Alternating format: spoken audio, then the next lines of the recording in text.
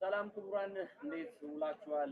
ሲቢ የኢትዮጵያ ፕሪሚየር ሊግ 2018 የውድድር ዘመን ስድስተኛ ሳምንቱ ላይ ደርሷል። ስድስተኛ ሳምንት አዲስ አበባ ሐዋሳም ላይ ትናንትና አንዳንድ ጨዋታዎች ተስተናግደዋል። እዚህ ሐዋሳ ላይ በሲቢ የኢትዮጵያ ፕሪሚየር ሊግ ስድስተኛ ሳምንት ሜጌሌ አርሲ አዳማ ከተማ ትናንትና እጅግ አስደናቂ የሆነ አጨራረስ መጨረሻ ላይ በፍጹም ባልተጠበቀ መልኩ ጨዋታውን አሸንፎ ወጥቶ ነበረ። ዛሬ ሁለት ጨዋታዎች ይከወናሉ። ቀዳሚ ጨዋታ አሁን 9 ሰዓት ላይ ኢትዮጵያ ቡናን ከኢትዮጵያ መድን የሚያገናኝ ይሆናል። ሁለቱ ቡድኖች በሊጉ የሚጀምሩበት መንገድ እንከን የበዛበት ነው። ከዛ ለመቃናት ከዛ ከፍ ለማለት በሚደረግ ፍልሚያ ውስጥ የሚኖር ትልቅ ውድድር እንደሚሆን ይጠበቃል። ኋላ እንዲሁም ቅዱስ ጊዮርጊስን ከሀዲያ ሆሳዕና የሚያገናኘው ጨዋታ እሱ ደግሞ ለየቅል ላይ ያሉ ሁለት ቡድኖች የሚያደርጉት ጨዋታ ነው። እንዴት ውላችሁ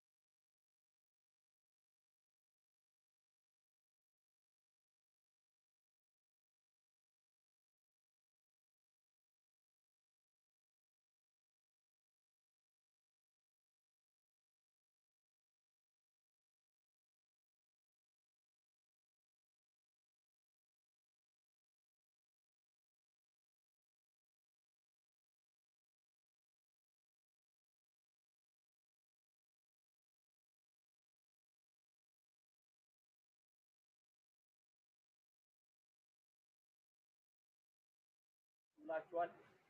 እንዴት አርፍዳችኋል? የሲቢ ኢትዮጵያ ፕሪሚየር ሊግ 2018 የውድድር ዘመን ስድስተኛ ሳምንት መርሃ ግብር ነው ወደ እናንተ ይደርሳል። አዲስ አበባ ላይ የኦቤን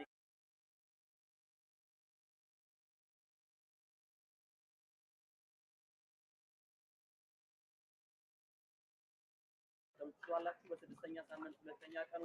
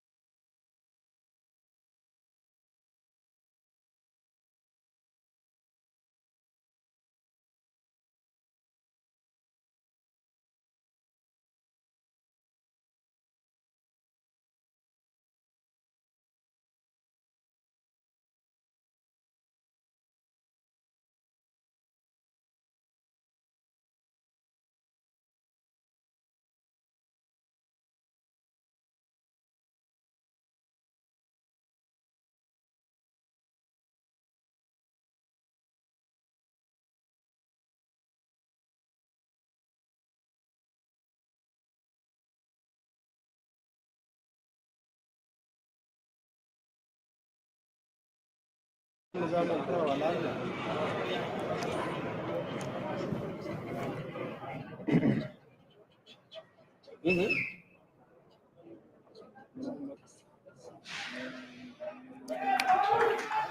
ክቡራን እንዴት ውላችኋል? ሲቢ የኢትዮጵያ ፕሪሚየር ሊግ 2018 የውድድር ዘመን ስድስተኛ ሳምንት ላይ ደርሷል። ትላንት በተካሄዱ ሁለት ጨዋታዎች አዲስ አበባና ሐዋሳ ላይ ጨዋታዎች ተደርገው ስድስተኛ ሳምንቱ ጀምሯል። ዛሬ ሁለቱም ከተሞች ላይ ጨዋታ የተደረጉ ነው። ኢትዮጵያ ቡና ከኢትዮጵያ መድን በስድስተኛ ሳምንት ሁለተኛ ቀን ሐዋሳ ላይ ጨዋታቸውን ያደርጋሉ። የኦቤን የቀጥታ ስርጭት በማይደርስበት የሐዋሳ ዩኒቨርሲቲ ስታዲየም ጨዋታዎች ላይ የኢትዮጵያ ፕሪሚየር ሊግ ሼር ካምፓኒ በዩቲዩብ ገጹ ላይ ጨዋታዎቹን በቀጥታ ያስተላልፋል። ኢትዮጵያ ቡና ከኢትዮጵያ መድን ሁለት አንገታቸውን አቀርቅሮ የመጡ ቡድኖች ናቸው። ለሁለቱም የውድድር ዘመኑ ምቹ ነው ብሎ ለመናገር አያስደፍርም። አንድ መልካም ነገር በሁለቱም ቡድኖች መካከል ለከተባለ በኢትዮጵያ ዋንጫ ሁለተኛ ዙር ላይ ተቀንቷቸዋል። ኢትዮጵያ ቡና አዳማ ከተማን፣ ኢትዮጵያ መድን ደግሞ ኢትዮ ኤሌክትሪክን አሸንፈው መምጣታቸው ብቻ ትልቁ አጋጣሚ ነው። ጨዋታው ሊጀመር የዋና ዳኛ ማኑሄ ወልደ ጻዲቅ ኢንተርናሽናል ዳኛ ፊሽካ ይጠበቃል። ኢትዮጵያ ቡና ኳስ የመጀመር ኃላፊነቱን ወስዷል።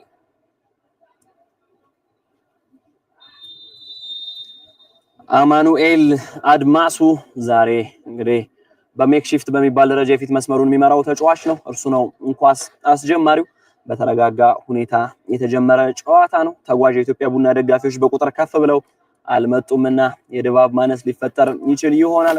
ኢትዮጵያ ቡና በውድድር ዘመኑ ቀና የሚያደርግ ውጤት ላይ አይደለም። በጨዋታ ጅምር አማኑኤል ጋር ኳስ በረጅሙ ደርሷል። አማኑኤል ዋንጫ ግን በዚህኛው አጋጣሚ ሚታማ ወይ የሚሸነፍ አልነበረም። በቀላሉ ኳስ አሸንፏል። የጨዋታው ጅምር ላይ ኢትዮጵያ ቡና ቀድሞ አንዳች ነገር ለማድረግ ይመስላል። በአሰላለፍ ደረጃ ኢብራሂም ዳላንድ የኢትዮጵያ ቡና ግብ ጠባቂ ነው። በፍቃዱ አለማየሁ፣ ፉአድ ኢብራሂም፣ ራምኬል ጀምስ እና ረጀብ ሚፍታህ የኋላ ክፍሉን የሚመሩ ተጫዋቾች ናቸው። አማኑኤል ኤርቦ ሌላ ብዙ መሮጥ የሚጠበቅበት ኳስ በቀላሉ ወጥቷል። አማካይ ክፍል ላይ ጁልና የታገሱ ታሪኩ ከዘላለም አባተ በረከቱና አቡበከር ጀርባው ነው ይጫወታሉ። አማኑኤል አድማ መራው ይሆናል። በአሰልጣኝ አብይ ካሳውን እየተመራ ቡድኑ 4-2-3-1 ይሄንን ይመስላል። በኢትዮጵያ መድን በኩል 4-3-3 ነው። ፋሲል ገብረ ሚካኤል ዛሬም የግብ ዘቡን የሚመራው ግብ ጠባቂ ነው። ያሬድ ካሳይ፣ ዋንጫቱት፣ አብዱል ጋኒ እና ረመዳን ሁሴን የኋላ ክፍሉን ይመራሉ። ወገኔ ገዛኸኝ፣ ንጋቱ ገብረስላሴና ዳዊት አውላቸው ከብሩክ ሙልጌታ፣ አላንቲየሪ እና አማኑኤል ኤርቦ ጀርባ ያሉ አማካዮች ናቸው። 4-3-3 ቅርጽ አለው። የታገሱ ጥሩ ኳስ በግራ በኩል በፍቃዱ እንደተለመደው በዛ ፈጣንና ሞገደኛ ሩጫዎቹ ከፊት ለፊት ወጥተዋል። በፍቃዱ የአንድ ለአንድ ግንኙነቱን ለማሸነፍ ጥረት በማድረግ አሁንም በፍቃዱ ከኳስ ጋር የቆየው ተጫዋች ነው። በመጨረሻ ኳስ የመልስ ውርወራ ሆናለች። ከዚህ መግዘፍ አልተቻላትም። ኢትዮጵያ ቡና በጨዋታው ጅምር ላይ ተቃራኒ ሜዳ ላይ ተደጋጋሚ ይደርሳል።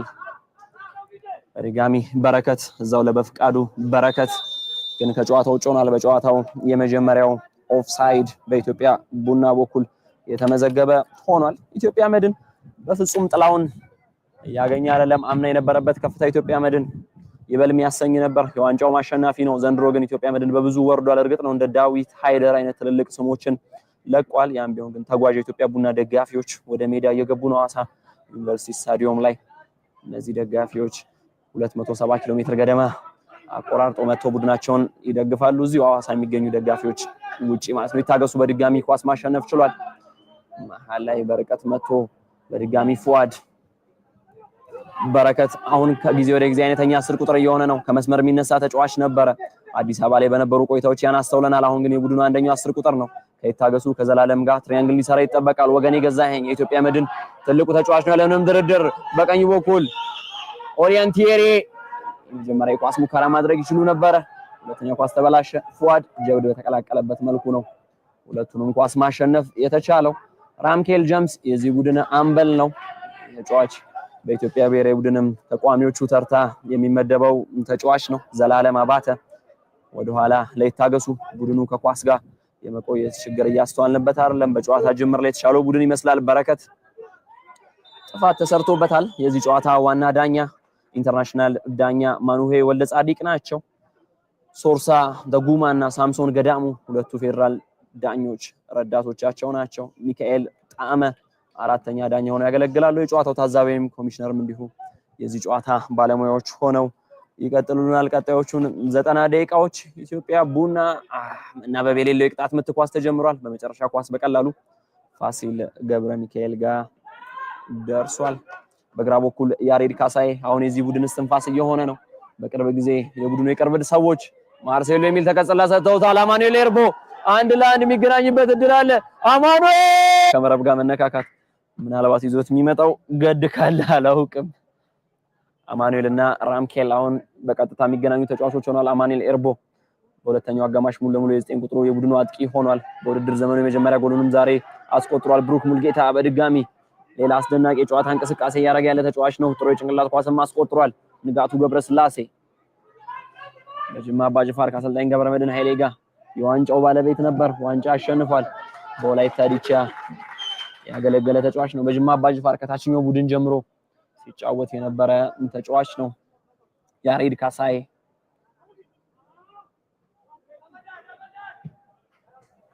በዚህ ቡድን አድጎ ግን የእግር ኳስ ሁነቱ ሂደቱ የሰመረለት አስደናቂ ተጫዋች ነው። ያሬድ በብሔራዊ ቡድን በራሳቸው አሰልጣኝ ገብረመድህን ኋላ ላይ በመሳይ የቡድኑ አይነተኛ ተጫዋች ነው። በጨዋታው ለመጀመሪያ ጊዜ በኢትዮጵያ መድን በኩል ከጨዋታው ውጭ ፊሽካ ባንዲራ ተነስቶ መጥቷል።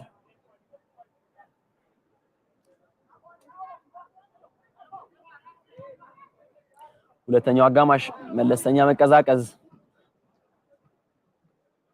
ኢትዮጵያ መድን ስልተምቱን ዝግ ቢያረገው አይገርምም። መሪነቱ ያን ይፈቅድለታል።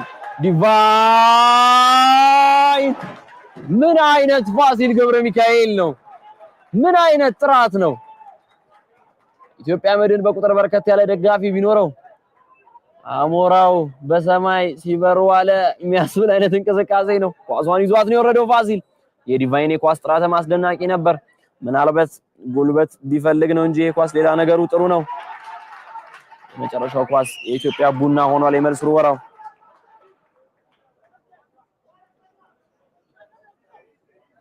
ሚኪያስ ጸጋይ በይታገሱ ጉዳት ምክንያት ወደ ጨዋታ የመጣ ተጫዋች ነው። ሚኪያስ ጸጋይ በውድድር ዘመኑ በሁለት ጨዋታዎች 29 ደቂቃ ብናካፍለው 14 ተኩል ነው ያገኘው። ዛሬ ግን ከዛ የበዙ ደቂቃዎችን ማግኘት ችሏል። ምንም እንኳን በቀዳሚነት ተመራጭ ባይሆንም ግን ደግሞ አማካይ ክፍሉ ላይ የተሻለ መረጋጋት ለመፍጠር ጥረት እያደረገ ያለ ተጫዋች ነው። ፉአድ ጥሩ ኳስ በድጋሚ ዮርዳኖስ ሚኪያስ ኢትዮጵያ ቡና የበዙ ታዳጊዎችን የማስተዋወቅ የብዙ ታዳጊዎችን የመጠቀም ችግር የለበትም። ዳዊት አውላቸው ቮላንቲየር ጥፋት ተሰርቶበታል። እንግዲህ ቡድኑ ሰሞኑን ብዙ አዳዲስ ነገሮች እያሳየ ነበረ። ፉአድ በጣም ጥሩ ኳስ ነው ኳሱን ያስጀመረው። በቀኝ በኩል ረጀብ ትክክለኛው ሰዓት ላይ ተገኝቷል። ጥሩ ኳስ ነው ዲቫይን ዋችኳን ያገኘው። የዲቫይን የመጀመሪያ ኳስ ቁጥጥር ከዛ በኋላ ኳሷን ለማድረግ የሄደበት ርቀት እንዳለ ይደንቃል። ፋሲል ግን እንዴት አስደናቂ ነበረ!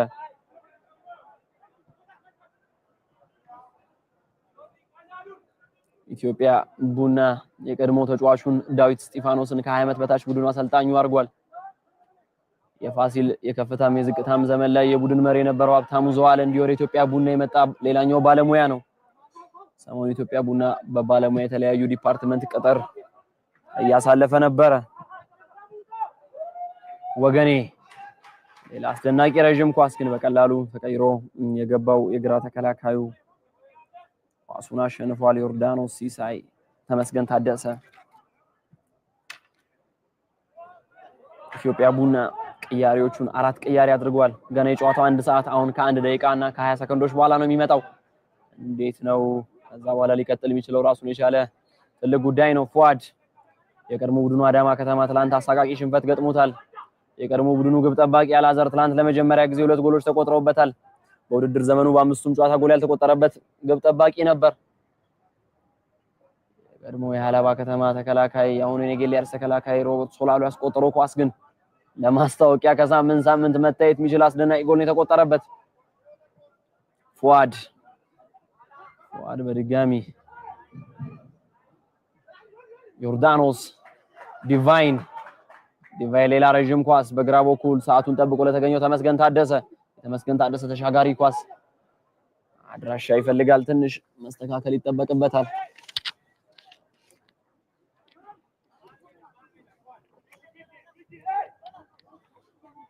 ኢትዮጵያ መድን አሁን ነገሮችን በተስተካከለ መልኩ እያስኬደ እንደሆነ መናገር ይቻላል። አንድ ሰዓቱን ጨዋታውን አስተዳድሯል። ስለ ግማሽ ሰዓቱ ነው ሊጨነቅ የሚችለው። ዘላለም አባተ የቀድሞ ወላይታ ዲቻ የረጅም ዓመት አገልጋይ የላከው ኳስ በረጅሙ አድራሻ የለውም። ይሄ ተደጋግሟል። ይሄ ብዙ ሆኗል። ኦካይጁል በጥላውን መልመላ ከሐላባ ይምጣ እንጂ ቀድሞ በሱሉልታ ክፍለ ከተማ ማሳለፈው ያውቃል። ሱሉልታ ክፍለ ከተማ ከፍተኛ ሊጉ ጅማ ላይ ያለ ቡድን ነው። ሱሉልታ ክፍለ ከተማ ባሳለፈው የውድድር ዘመን ሀብታሙ ወርቁ፣ ኪያ ወርቁ፣ ከቤ ብዙ ነው የሚባሉ ትልልቅ ተጫዋቾች ነበሩ። ከቤ በርገጥ ትልቅነቱን ለማረጋገጥ ከስድስተኛው ሳምንት በላይ አላስፈለገውም።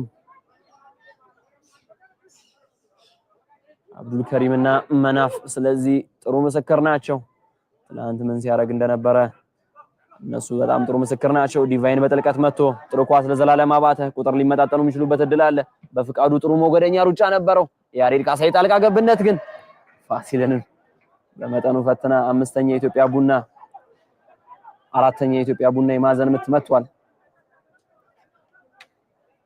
በድጋሚ የግራ ተከላካዩ ተመስገን ታደሰ የማዕዘን ምቱን የመምታት ኃላፊነት የሚወስደው ተጫዋች ነው። በቁጥር በዛ ያሉ ወጣት ተጫዋቾች ነው ቡድኑ ቀይሮ ያስገባው። ሚኪያስ ጸጋዬ፣ ተመስገን ታደሰ ተመሳሳይ ቅርጽ ነው ያላቸው። ተመስገን የመጨረሻው ኳስ ከሐሜት ያልታረቀ አይደለም።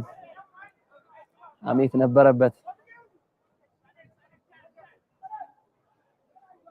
አሰልጣኝ ገብረመድህን ኃይሌ ዋንጫውን ካሸነፉ በኋላ ከዚህ ቡድን የመልቀቅ ሁኔታቸው የበዛ ይመስል ነበር። የበዙ ታሪኮችን ሰማ ነበር። ከሌሎች ቡድኖች ጋር ስማቸው እያያዝ ነበር። በመጨረሻ ግን በዚህ ቡድን ቀጥለዋል። ፕሪሚየር ሊጉ ጅምራቸው ጥሩ ባይሆንም የዛሬው ጨዋታ ግን በደንብ አንገት ከፍ የሚያደርግ አንገት ቀና የሚያደርግ ሻምፒዮን ቡድን የሚያደርገው አይነት እንቅስቃሴ ነው ሊያደርጉ የሚችሉት እያደረጉ ያሉት። ተመስገን ታደሰ ባለፈው ጨዋታ ላይም እንዲሁ በበፍቃዱ ቅጣት አጋጣሚ ገብቶ እሱ በቡድኑ መልካም እንቅስቃሴ ያደረገ ወጣት ተጫዋች ነው።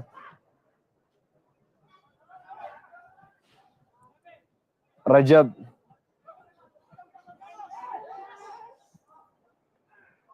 ጥሩ አንድ ሁለት ረጀብ በድጋሚ ወደ ኋላ ዮርዳኖስ አቡበከር አዳሙ የመምቻ ክፍተት እየፈለገ ነው። ቦታው ጠቧል። ሁሉም ኳስ እየተገጫጨ ነው። ጨዋታው ቀጥሏል። በፍቃዱ ኢትዮጵያ ቡናን ወደ ጨዋታ መመለስ የሚቻል ከሆነ በሜክሺፍት ከተከላካይነት ወደ አማካይነት የመጣው ሞገደኛ ሩጫዎችን የሚያደርገው የኢትዮጵያ ቡና ደጋፊ አሁን ተነቃቅቷል።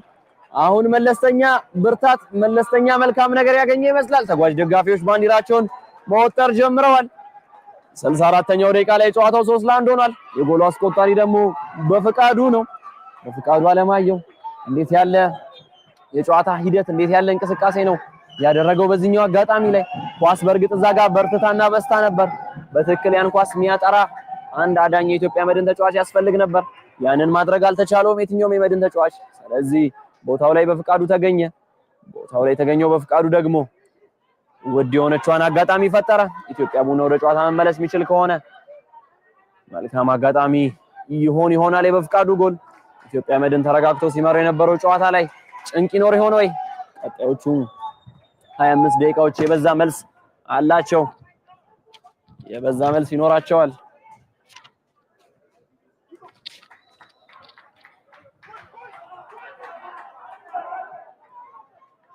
ሲቢ የኢትዮጵያ ፕሪሚየር ሊግ 2018 የውድድር ዘመን ኦቤን ቀጥታ ላይቭ እያስተላለፋቸው ያልሆኑ ጨዋታዎች በኢትዮጵያ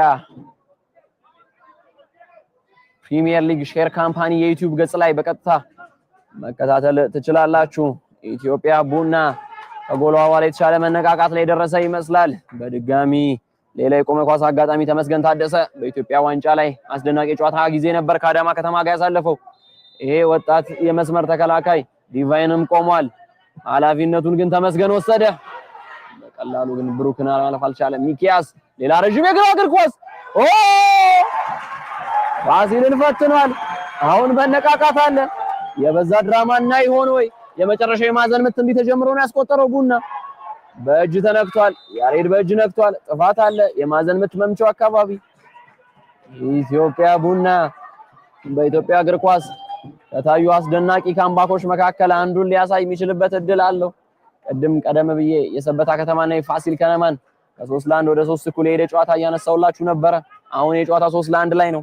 ደቂቃው ደግሞ የትኛውንም አይነት ውጤት ማመላከት የሚችልበት ጊዜ ላይ ተገኝቷል። ዲቫይን ይሄን ኳስ የማሻማት ኃላፊነት ወስዷል። ተቀይሮ የገቡ ተጫዋቾች በእርግጥ እዚህ ቡድን ላይ ከፍታን ፈጥሯል ብሎ በድፍረት መናገር ይቻላል። ዲቫይን ዋቹኩዋ ባሳለፍነው ውድድር ዘመን በቡና ደጋፊ በብዙ በፍቅር የተወደደ ተጫዋች ነው። የዲቫይን ኳስ ዘላለም አባተ ቄንጦ የበዛ ነበር። ጥሩ ቄንጥ ነበር። ልጆች እያለን ስኬንች እንለዋለን። ከባኪል ትንሽ ጎን ላይ ያለ አይነት ኳስ ረጅም በድጋሚ ነበር። ዮርዳኖስ አገኘው። በድጋሚ አቡበከር አዳሙ አገኘ።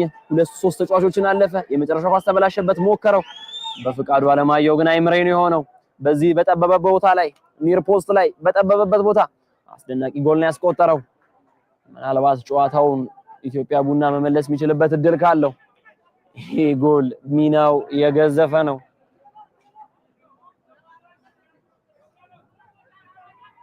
አሰልጣኝ ገብረመድህን ኃይሌ አሁን ከፍ ባለ ቁጣ ቡድናቸውን እያናገሩ ነው። በፍቃዱ እንዴት ያለ የጨዋታ ጊዜ እያሳለፈ ነው። በፍቃዱ አማኑኤል ኤርቦን እንደዋዛ አሸነፈው። በግራ በኩል በድጋሚ ተመስገን አቡበከር አዳሙ አንድ ለአንዱን አሸነፈ። ያሻገረው ኳስ ግን አይነተኛ የአጥቂ ኢንስቲንክት ያለው ተጫዋች ማጣት አንዳንዴ ይጎዳል። መቻል መሐመድ አበራን ባጣበት አጋጣሚ ያን የአጥቂ ክፍል አነፍናፍ የማስቆጠር አቅም አጥቶት ነበር። ረመዳን የሱፍ ተቀይሮ የሚገባው ተጫዋች ነው። የተጎዳ የኢትዮጵያ መድን ተጫዋች አለ። ረመዳን የሱፍ ከጊዜ ወደ ጊዜ በሜክሺፍት የመስመር አጥቂ ሆኗል። አሰልጣኝ ገብረመድህን ኃይሌ ከለመድነው የግራ ተከላካይ ቦታ ወደ ቀኝ የማጥቃት ሚና ወስደውታል። አንድ የኢትዮጵያ መድን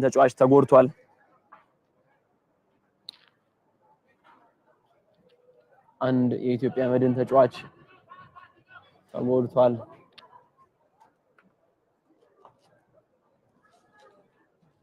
በቃሬዛም በፍጥነት ይዞት እየወጡ ነው ተጫዋቹን።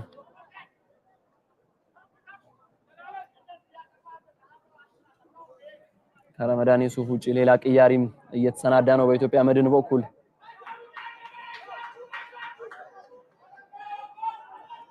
ፋሲል ገብረ ሚካኤል ዳዊት አውላቸው ነው ተጎድቶ የወጣው። ፋሲል ገብረ ሚካኤል ሌላ ረጅም ኳስ ራምኬል አሸንፏል። በድጋሚ በፍቃዱ ጥሩ 1-2 ከዘላለም አባተ ጋር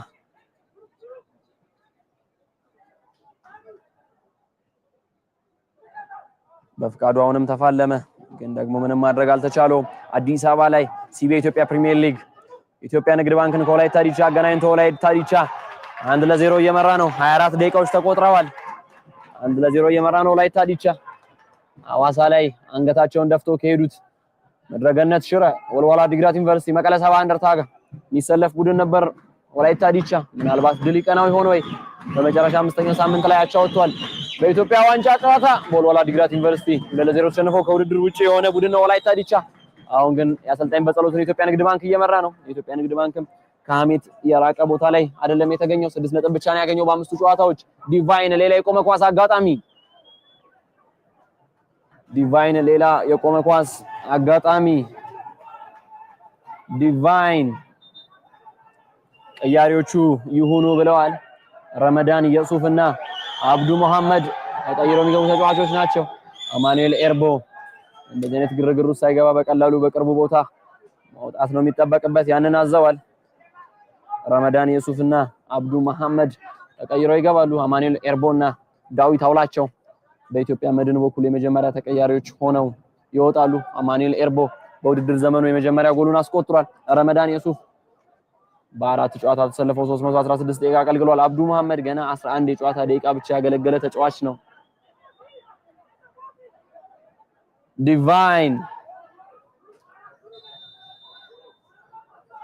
ዲቫይን ዋካቹ በመሬት ነው። እንዴት ነው ይሄ? እንኳን የኳሷን ዋጋ በሚገባ የተረዳ ስለመሆኑ የሚያጠራጥር ኳስ ነው በዚህኛው አጋጣሚ ዲቫይን የተጫወተው። ከዚህ የተሻለ ጥራት ይፈልግ ነበር ይሄ ኳስ፣ ግን ያንን ማድረግ አልተቻለው።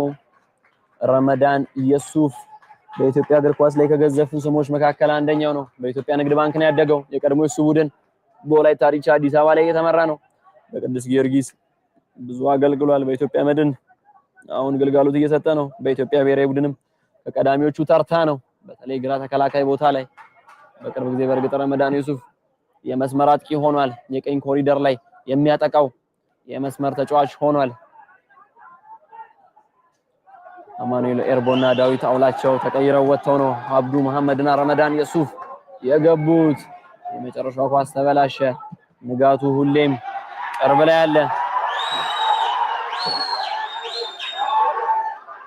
የመልሱ ወራው ችግር ውስጥ የሚገባበት እድል ነበር። ሚኪያስ በሚገባ ተከላከለው። ዲቫይን ወደ ኋላ ተመልሶ ከራምኬል ጋር ራምኬል ለፉአድ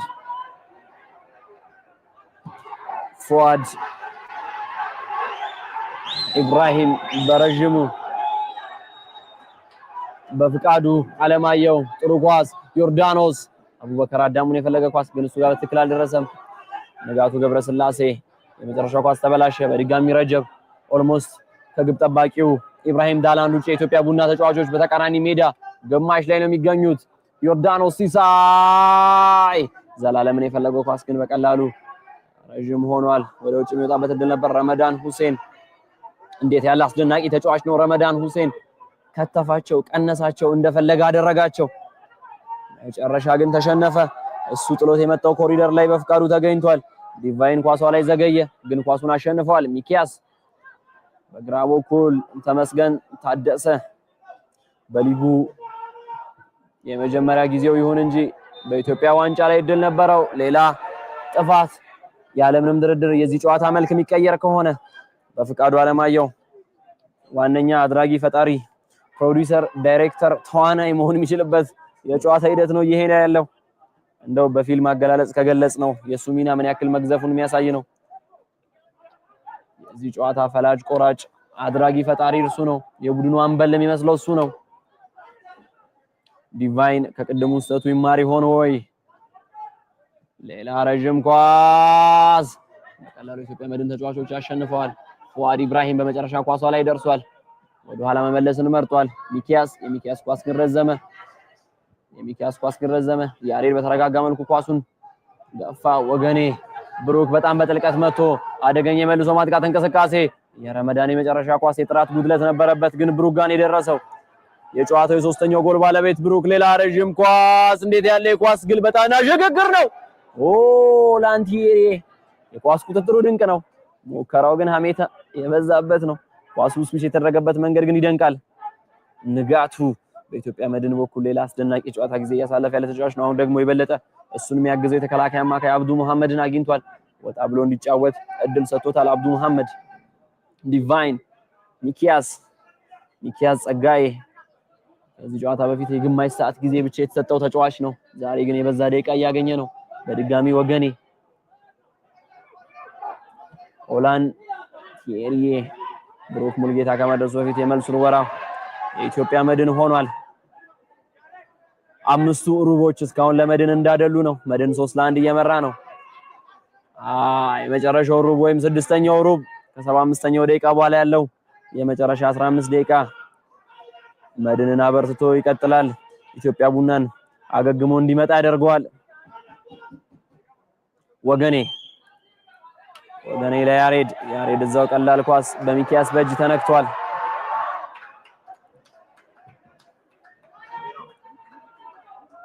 በድጋሚ ወገኔ አሁን ከረጅም ደቂቃ በኋላ ኢትዮጵያ መድን ተጫዋቾች ወደ ፊት ቦታ ላይ መተው አንዳች ነገር ለመፍጠር ጥረት ያደርጋሉ።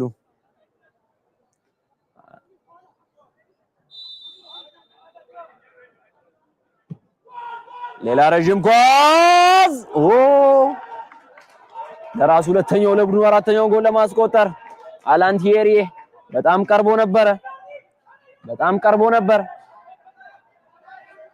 አብዱ መሐመድ ንጋቱ ወደፊት ለፊት ተጠግቶን በጥራት እየተጫወተ ነው፣ ግን በዚህኛው ሜዳ በፍቃዱ በፍቃዱ አለማየሁ ካለ ሁሉም አይነት ጥራት አለው ቡድኑ በዚህ ውድድር ዘመን ቀይ ካርድም አይቶ ያውቃል በፍቃዱ አለማየሁ ጎልም አስቆጥሯል የኔጌሌ አርሲ ጨዋታ ላይ ቦና ቦካ በደረቱ ለግብ ጠባቂው ሲያቀርብ በትክክለኛው ሰዓት ጣልቃ ገብቶ ጎል አስቆጥሮ ያውቃል በቀይ ካርድ ወጥቷል ሁለት ቢጫዎች አሉበት 434 ደቂቃ ከዚህ ጨዋታ በፊት አግኝቷል በአምስቱ ጨዋታዎች አምስተኛው ጨዋታ አዳማ ከተማ ጨዋታ ላይ ነበር በቀይ ወጣው ረጀብ ጥሩ የኳስ ቁጥጥር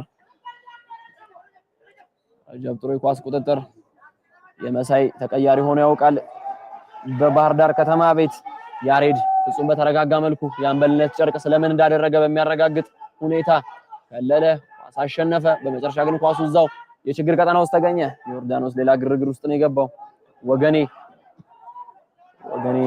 ይሄን ትሪቬላ ኳስ ይደጋግመዋል ይሄን ኳስ በተደጋጋሚ ያደርገዋል በዚህኛው አጋጣሚ ግን የተሳካ አልነበረም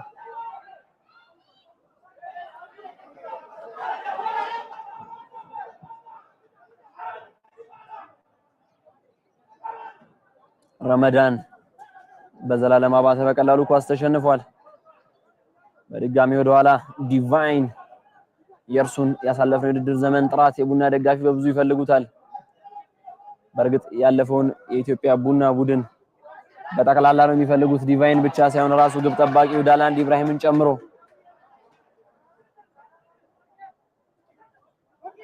አሁንም በፍቃዱ ነው እያመሰው ያለው በፍቃዱ ነው እየተንቀሳቀሰ እየተሽከረከረ ያለው ራምኬል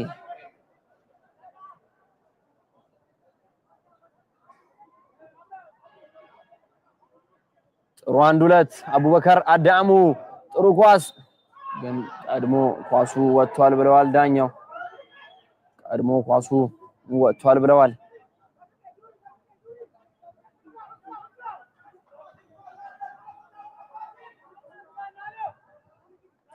አሁን ጎሉ ከተቆጠረ በኋላ ኢትዮጵያ ቡና ያግለት መለስተኛ መቀዛቀዝ ታይቶበታል ያ ፍጥነታውን ተቀዛቅዟል የጨዋታ ሲጠናቀቅ 12 ሰዓት ላይ ቅዱስ ጊዮርጊስ የሊጉ መሪ ለመሆን ከሲዳማ ቡና በላይ ለመቀመጥ የሚችልበት እድል አለው ሀዲያ ሆሳዕናን ካሸነፈ ሀዲያ ሆሳዕና ሌላ ችግር ውስጥ ያለ ቡድን ነው ስለዚህ ለቅዱስ ጊዮርጊስ ነገሮች ጥሩ ሊሆኑ ይችላሉ ይሆናል አዲስ አበባ ላይ በነበሩ ቆይታ ሀዲያ ሆሳዕና 3 ነጥቦችን ብቻ ነው የሰበሰበው ቡድኑ ከድል ጋር አልተገናኘም ያንን ለማረቅ ይገባል ቅዱስ ጊዮርጊስ በሸገር ከተሸነፈው አራቱን በድል የተወጣው የሚኪያስ ኳስ በጣም ደካማ ነበር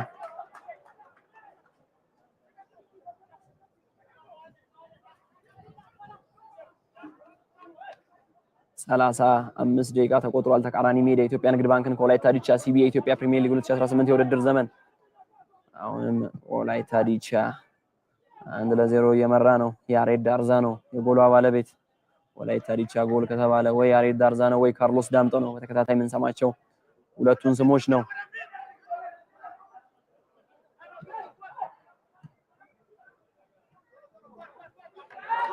ፉአድ በፍቃዱ ሁሉንም የቡድኑን ሚና እየተወጣ ያለ ተጫዋች ነው ሁሉም ቦታ ላይ የሚገኘው ተጫዋች ነው ፍቃዱ አለማየሁ የመጨረሻ ኳስ ላይ ግን ችግር ተፈጠረ ረመዳን ኳሱን አቃናው አምጥቶታል ኦላንቲየሪ ሌላ አስደናቂ ኳስ ግን ደግሞ ከጨዋታው ውጭ በጨዋታው በኢትዮጵያ መድን በኩል ሁለተኛው ከጨዋታው ውጭ ነው 3 ጎል ያስቆጠረው ኢትዮጵያ መድን በ80ዎቹ ደቂቃ የማዕዘን ምት አላገኘም ይሄ በጣም የሚደንቅ ታሪክ ነው ኢትዮጵያ ቡና በተቃራኒው 5 የማዕዘን ምቶችን ማግኘት ተችሎታል እስካሁን ራምኬል ጀምስ ሁሉም ተጫዋቾች በተቃራኒ ሜዳ ላይ ነው ያሉት ራምኬል ጀምስ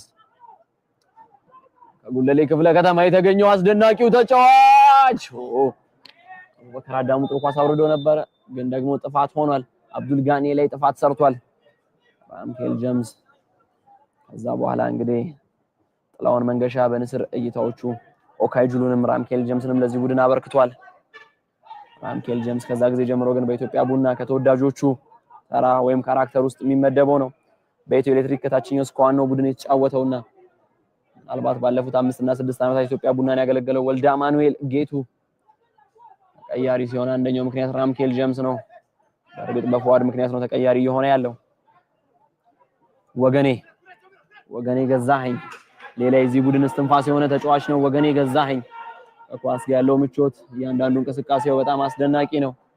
የሚገርመው በታችኛው የእድሜ እርከኑ ላይ ተከላካይ ሆኖ ያውቃል። አሁን በአማካይ ክፍል ላይ በጥራት ግን እየተጫወተ ነው። በዚህ ቡድን ያደገ ተጫዋች ነው።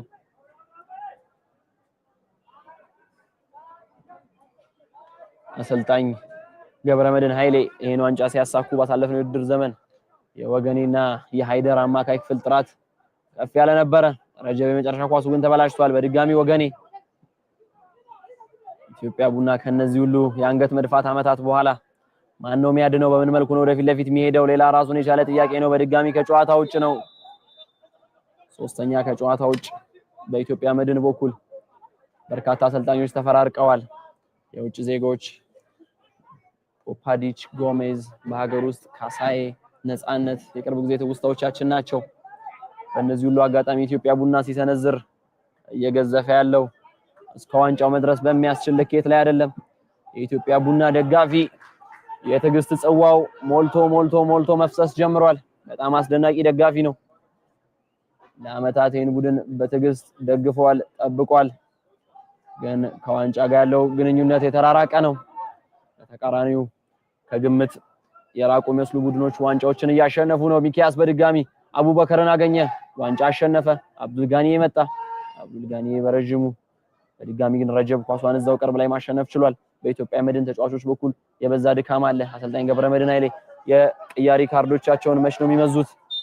እርግጥ ነው 2 ቅያሪ አድርገዋል። በመጨረሻ 8 ደቂቃዎች ላይ ብቻ ተገኝተናል። በፍቃዱ አለማየሁ ጎል በኋላ መቀዛቀዞች አሉ። ጥሩ ቦታ ላይ ቆመ ኳስ በድጋሚ ተመስገን ታደሰ የኢትዮጵያ ቡና ደጋፊ መለስተኛ እርጋታን የፈጠረ ተጫዋች ነው። ይሄ ተጫዋች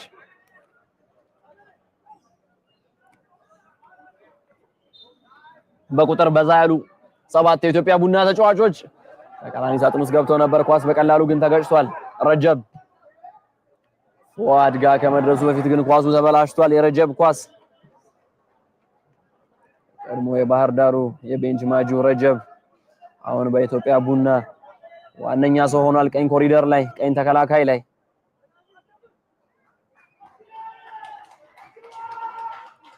እዚህ ቦዳ ላይ እንደ አህመድ ራሱ አብዱል ከሪም ሲጫወቱ አስተውለን እናውቃለን።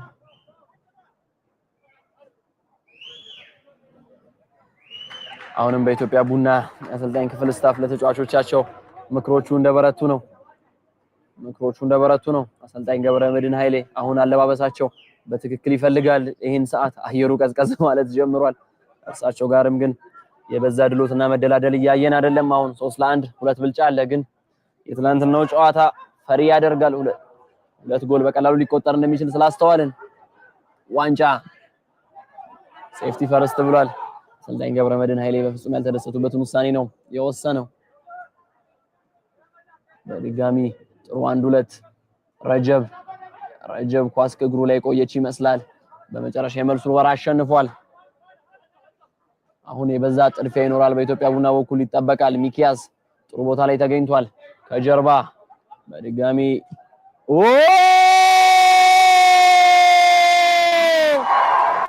ተመስገን ታደሰ በመጀመሪያ የሊግ ጨዋታው ምን አይነት አስደናቂ ጎል ነው! ተመስገን ጥሩ ቦታ ላይ ተገኘ። የኢትዮጵያ ቡና ደጋፊዎች አሁን ከፍ ባለ መነቃቃት ተነሱ። ምን አይነት መግነጢሳዊ ጎል ነው! ከምን አይነት ርቀት! ምናልባት 26-27 ሜትር ርቀት ላይ ተመስገን ታደሰ ነገ ሲወልድ ለልጆቹ ዛሬ ለታናናሽ ወንድሞቹ ገብቶ ለቤተሰቡ ደውሎ ሊነግረው የሚችለውን ትልቅ ታሪክ በመጀመሪያ የኢትዮጵያ ቡና የሊግ ጨዋታው ላይ እንዴት ያለ አስደናቂ ጎል ነው! 3-2 አሁን ነገር እየተበላሸ ይመስላል በኢትዮጵያ መድን በኩል። አንዳንድ ተጫዋቾች ስማቸውን በወርቅ ጽሑፍ ለማጻፍ ጊዜ አይፈጅባቸውም። ምናልባት ተመስገን ታደሰ ያንን ለማድረግ የተንደረደረ ይመስላል። በደንብ መፍካት፣ በደንብ ማበብ፣ በደንብ ከፍ ማለት ይችላል። በኢትዮጵያ ዋንጫ ጅምሩ ላይ በአዳማ ከተማ ጨዋታ ላይ በርካታ የስፖርቱ ቤተሰብ ያጨበጨበለት ተጫዋች ነው። ዛሬ ደግሞ የኢትዮጵያ ቡና ደጋፊ ተጓዥ ቡና ደጋፊ መዝሙሩን ማሰማት ጀምሯል። ተነስቷል። ተስፋ የተሟጠጠ ላይሆን ይችላል። በጨዋታው የመጨረሻ 4 ደቂቃ ከጭማሪ ደቂቃዎች ጋር ምናልባት ስላቸ ሊታሰብ ይችል ይሆናል። ተመስገን ታደሰ አዲስ አበባ ላይ እነዚህ ቡድኖች ፍጹም ምቾት አጥተው ነበር ማለት ነው። አስደናቂ ጎሎች በተደጋጋሚ እያየን ነው። ጨዋታው አሁን የበለጠ ተጋግሏል። ወገኔ ጥሩ ኳስ የተቦገቦገውን እሳት ሊያጠፋ የሚችል አጋጣሚ ረጀብ ተሳስቶ ነበር። ግብ ጠባቂ ኢብራሂም ዳላን ትክክለኛው ሰዓት ላይ ተገኝቷል። ኳሱን ፉአድ እንደዚህ አይነት አደገኛ ካምባክ ለመፍጠር ሃፍ ታይም ማኔጅመንቱ ምን ይመስል ነበረ? ገብተን በተከታተለን ያስብላል። ምናልባት ካምባኩ የሚፈጠር ከሆነ የሚመጣ ከሆነ አደገኛ ቦታ ላይ ጥፋት ኢትዮጵያ ቡና ሌላ አደገኛ ስንዘራ ሊሰነዝር የሚችልበት እድል ብዙ እየቀረበ ነው። ኃይሉ አድማሱ በኢትዮ ኤሌክትሪክ ከነበሩ አስደናቂ አማካዮች መካከል አንዱ ነው። በኢትዮጵያ ቡናም ተጫውቶ ያውቃል። በአሰልጣኝነት ኢትዮ ኤሌክትሪክ ከ20 ዓመት በታች ዋናው ቡድን ላይ ደግሞ ምክትል ሆኖ ሰርቷል። ከአበበ ቢቂላ ጤና ቡድን ነው ኢትዮጵያ ቡናን ሊያገለግል የመጣው። ምክትል አሰልጣኝ ዝርዝር ውስጥ አለ። ተደጋጋሚ ፊት ለፊት ላይ ያለ ሰው ነው። ቢኒያም ሀብታሙ ኦሼ በተመሳሳይ እዚህ ቡድን ፊት ለፊት ላይ የሚወጣ ስታፍ ነው። አቡበከር አዳሙ ሁለት ተጫዋች ቅያሬ አለ በኢትዮጵያ መድን በኩል። አሸብር ደረጀ አንደኛው ተቀያሪ ነው። ሙሴ ኪሮስ ሌላኛው ተቀያሪ ነው። ወገኔ ገዛኸኝ ተቀይሮ እየወጣ ነው። አጥቂና አማካይ ነው እያስገቡ ያሉት ከወገኔ ውጪ። እንዲሁ ሶስተኛው ቅያሪ ብሩክን ተመልክቶታል። ከሶስቱ ጎል አስቆጣሪዎች ሁለቱ ወጥተዋል። አሸብር ደረጀና ሙሴ ኪሮስ ገብተዋል። ሙሴ ኪሮስ በአዳማ ያደገ ከአዳማ የመጣ ተጫዋች ነው። አሸብር ደረጀ በባንክ ነው ያደገው ከበጸሎት ጋር ያኔም ሲያድግ የነበረ ተጫዋች ነው። አቡበከር አዳሙ በጨዋታው የመጨረሻ ደቂቃዎች ላይ ድራማው ሊበረታ ነው። መጀመሪያ ጥፋት ብለዋል። አሸንፏል። አብዱል ጋኒ ተጎድቷል። የመልሱ ወራውን ረጀብ አገኘ። ጊዜ ማጥፋት አልፈለገም ለሚኪያስ። ሚኪያስ ጥሩ ኳስ ከኋላ ለጠበቀው ሜትር ሳልሳሳት አልቀርም። እንዴት ያለው አስደናቂ ኳስ ነው። ተመስገን ነገ በኢትዮጵያ ብሔራዊ ቡድን በኢትዮጵያ ቡና በሌሎችም ክለቦች ትልቅ ተጫዋች ሆኖ ትልቅ ስም ሲሆን የመጀመሪያ ጎሌ እኮ በታሪክ መዝገብ ላይ ከተጻፉ አስደናቂ ጎሎች መካከል የኔ ነው ብሎ ደረቱን ነፍቶ ሊያወራው የሚችለው ጎል ነው። እድለኛ ነው። ብዙ ቴክኖሎጂዎች በስተው ቀረጻ በበዛበት አጋጣሚ የተቆጠረ ጎል ነው። ጨዋታው በመጨረሻው ደቂቃ በደንብ እየጋለ ነው። እንግዲህ ፊልሙ ሲጀምር ቲያትሩ ሲጀምር ትዕይንቱ ይጠናቀቅ ይሆን ወይንስ ትዕይንቱ እንደገዘፈ ይቀጥላል? በታምኑም ባታምኑም ኢትዮጵያ መድን 89 ደቂቃ በደረሰው ጨዋታ አንድ የማዕዘን ምት አላገኘም።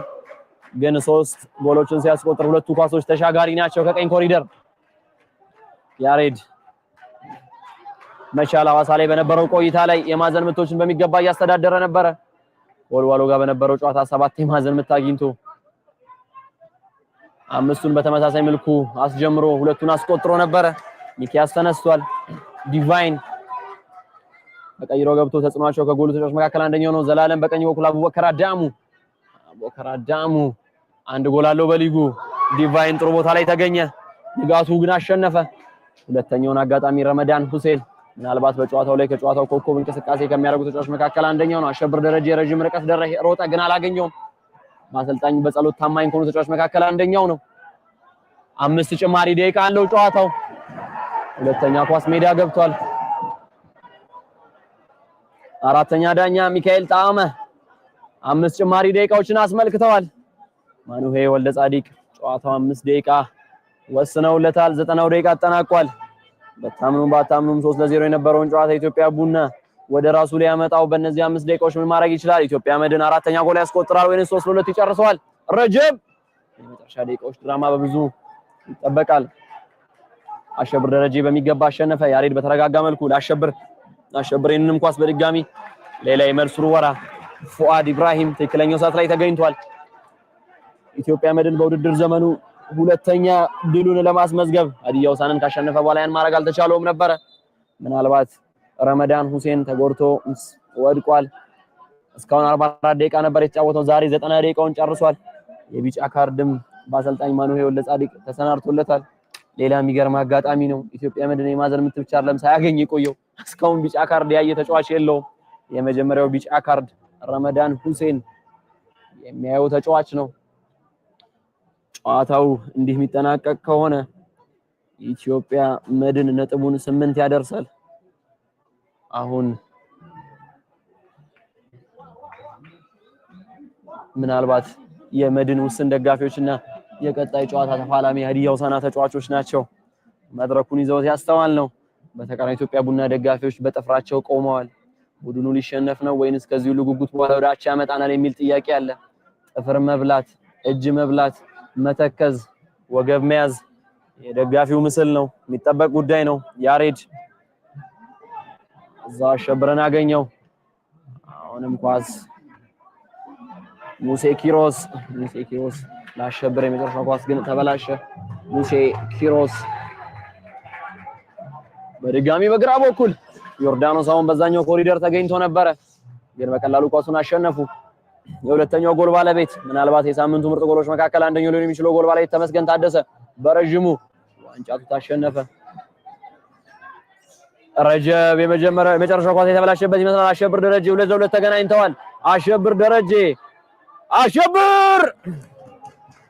አሸብር የመጨረሻው የኳስ ሙከራው የተሳካ አልነበረም። በረጅሙ ዳላን ኢብራሂም ራምኬል ጀምስ አጥቂ ክፍሉን ሊያግዝ ከፊት ለፊት መጥቷል። ኋላውን ለፉአድ ኢብራሂም ብቻ ትቶለታል።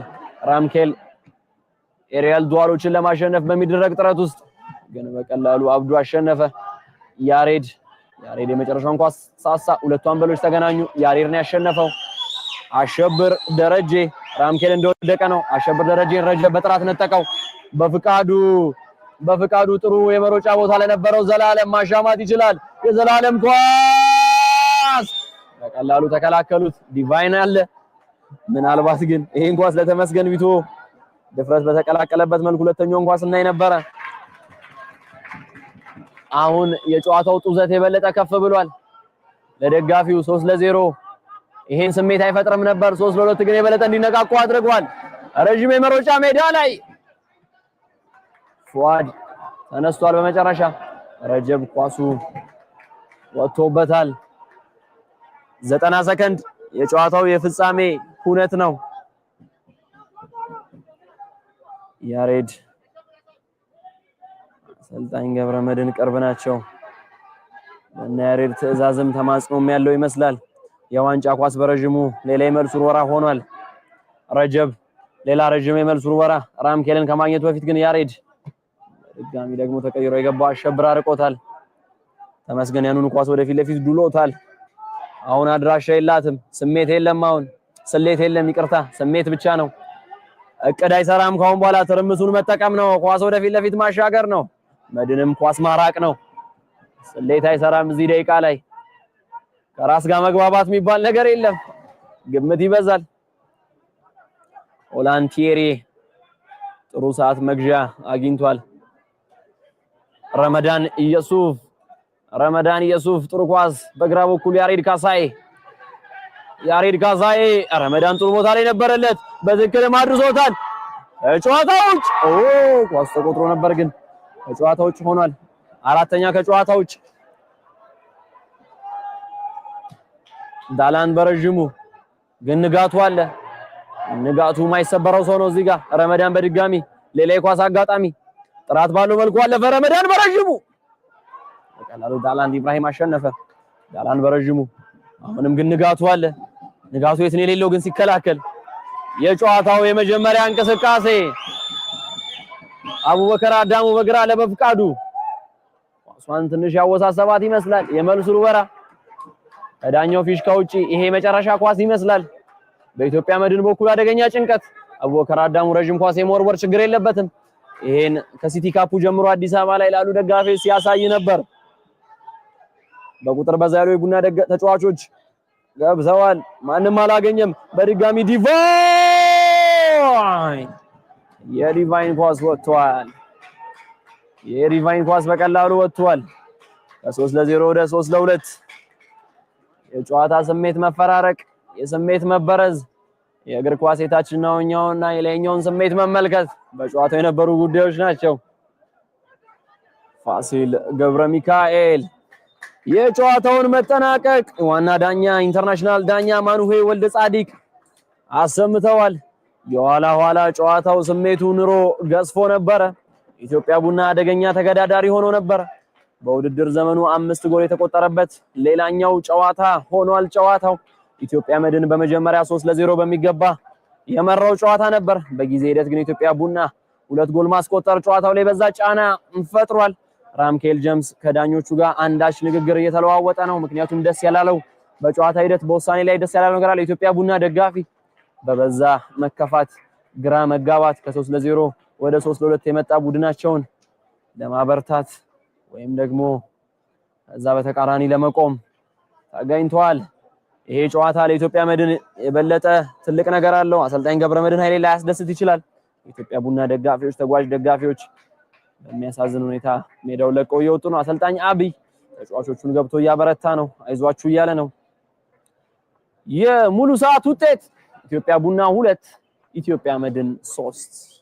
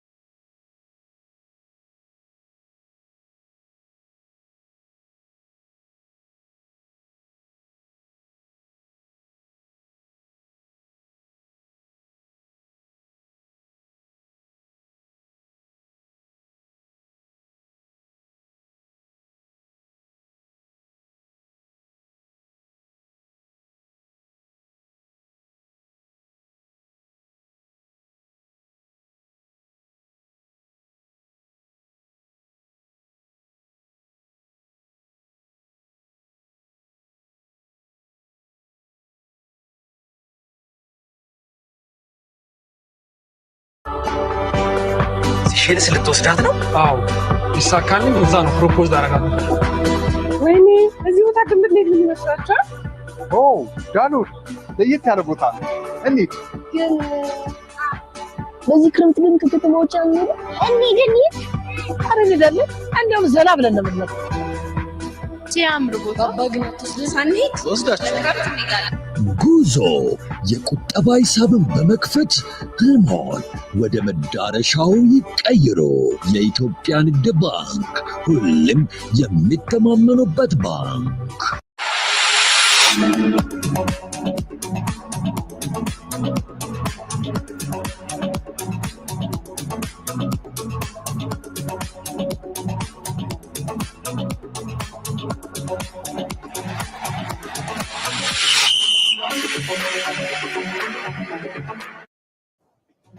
የዕለተ አርብ ህዳር 12 2018 የሲቢኢ የኢትዮጵያ ፕሪሚየር ሊግ የቀኑ የመጀመሪያው ጨዋታ ተጀምሯል። ዛሬ ወልዋሎ ዓዲግራት ዩኒቨርሲቲ ከሐዋሳ ከተማ ጋር የሚያደርጉት ጨዋታ ነው የመጀመሪያው የፕሪሚየር ሊጉ ፉክክር የሚሆነው። በሁለቱ ቡድኖች በኩል ያለው የውጤት ልዩነት በግልጽ ይታያል። ሐዋሳ ከነማ እስካሁን ባደረጋቸው 5 ጨዋታዎች አንዱ ላይ ብቻ ነው ሽንፈት ያስገባው። ወልዋሎ ዓዲግራት ዩኒቨርሲቲዎች ባደረጓቸው 5 ጨዋታዎች አንድ አቻ ብቻ ነው ያላቸው። ሌሎቹ ጨዋታዎች እንግዲህ በሽንፈት የተጠናቀቁ ናቸው። በውድድር ዓመቱ ወልዋሎ ዓዲግራት ዩኒቨርሲቲ 2 ጎሎችን ብቻ ነው ማስቆጠር የቻሉት። የተቆጠረባቸው የዚህ 5 እጥፍ ነው። ስለዚህ በማስቆጠርና በጎል ማስተናገድ በኩል ያለውን ሂሳብ በሚገባ የሚሰሩበት የቀጣዮቹ የአዲስ አበባ ስቴዲየም ጨዋታዎች ይጠብቃቸዋል። ሰመራ ሀብታይ በዘንድሮ የውድድር ዓመት ለዚህ ቡድን ከተቆጠሩት 2 ጎሎች መካከል አንዱን ማስቆጠር ችሏል። ዳዊት ገብሩ ሌላኛው ተጫዋች ነው። በፊት መስመር ላይ የሚመራ ይሆናል የቀኝ ማጥቃቱን፣ እንዲሁም አንዳንዴ በእንቅስቃሴ እየተለወጠ ወደ መሃል እየገባ የማጥቃት ሂደቱን ይመራል። ኮንኮኒ ሐፊዝ ሌላኛው የፊት መስመር ተሰላፊ ሆኖ ዛሬ ጨዋታውን የሚጀምር ይሆናል። ፍሬው ሰለሞን፣ ብሩክ እንዳለና ሙሉዓለም መስፍን የአማካኝ ክፍል ተጫዋቾች ሆነው ይቀጥላሉ። በሐዋሳ ከነማ በኩል ከፍተኛ ጎል አስቆጣሪዎችን ይዞ ነው ዛሬ ጨዋታ የሚጀምረው። ጌታነህ ከበደና እንዲሁም ያሬድ ብሩክ በድምር 7 ጎሎችን በሊጉ ማስቆጠር ችሏል። ያሬድ ብሩክ ዘንድሮ እጅግ በጣም አስገራሚ ጉዞ እያደረገ ነው የሚገኘው። ይህ ወጣት ተጫዋች በየጨዋታዎቹ እየገነነ ነው ያለው። ዛሬም የውድድር ዓመቱን 6ኛ ጨዋታውን የሚያደርግ ይሆናል። ያሬድ ብሩክ ባደረጋቸው 5 ጨዋታዎች 4 ጎሎችን ነው ማስቆጠር የቻለው። ጌታነህ ከበደ ያሳለፍነው የውድድር ዓመት በከፍተኛ ጎል አስቆጣሪ ፍክክር ውስጥ ይገኛል የነበረ ተጫዋች ነው። ዛሬም የሐዋሳ ከነማን የፊት መስመር የሚመራ ይሆናል። በረከት ሳሙኤል፣ ወንድማገኝ ማዕረግ፣ ሲሳይዝ እንዲሁም ፈቃደ ስላሴ ደሳለኝ ሌሎች የተከላካይ መስመር ተጫዋቾች ሆነው ጨዋታቸውን የሚጀምሩ ይሆናል። በዚህ ቡድን ውስጥ እንግዲህ አሰልጣኝ ተመስገን ዳና በቡድኑ እንቅስቃሴ ውስጥ ለማስረጽ እያሰበው ያለው የጨዋታ መንገድ እንዳለ በግልጽ ይታያል። ሐዋሳ ከነማን በጣም በፍጥነት ከሚያጠቃ ቡድን ሞር ወደ ተጋጣሚ ሜዳ በእርጋታ የሚገባ ቡድን ለማድረግ እየሞከረ ነው የሚገኘው። እዚህ አዲስ አበባ ላይ በሚደረጉ ጨዋታዎች ውስጥ ምን አይነት ለውጦችን ሊጠቀም ይችላል የሚለው የሚታይ ይሆናል። አብራችሁን ቆይታ እንድታደርጉ ከወዲሁ ጋብዛለን። ከጨዋታው በፊት እንግዲህ ሰፋ ያለው